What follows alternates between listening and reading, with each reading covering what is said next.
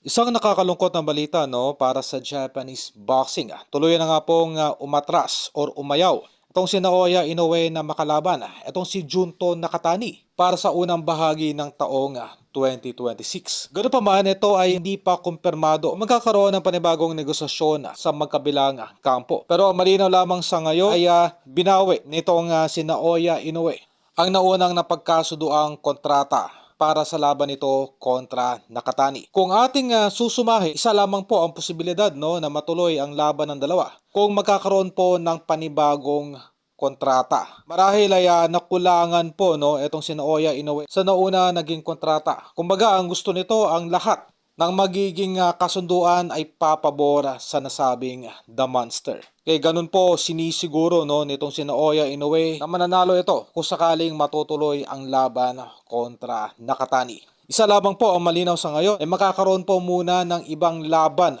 itong si Nakatani ngayong 2026. At kaugnay ito ay wala pong mahanap na dekalidad na fighter no, itong si Junto Nakatani habang hinihintay ang laban kontra Inoue. Ganun pa man, ito ay mabibigyan ng solusyon no, dahil ating pong nakumpirma ay nakipag-usap ito ng one-on-one no, dito sa kanyang promoter na si Koki Kameda. Ako sana ay personal po nga humingi ng big fight itong si Cuadro Alas. Well, dalawa po ang magiging option. No? Una, kontra dito kay Luis Neri. Pareho po nga nasa ilalim ng Kameda promotion. Pangalawa, itong si Nakatani na kung saan ay willing na makalaban itong si Janriel Casimero.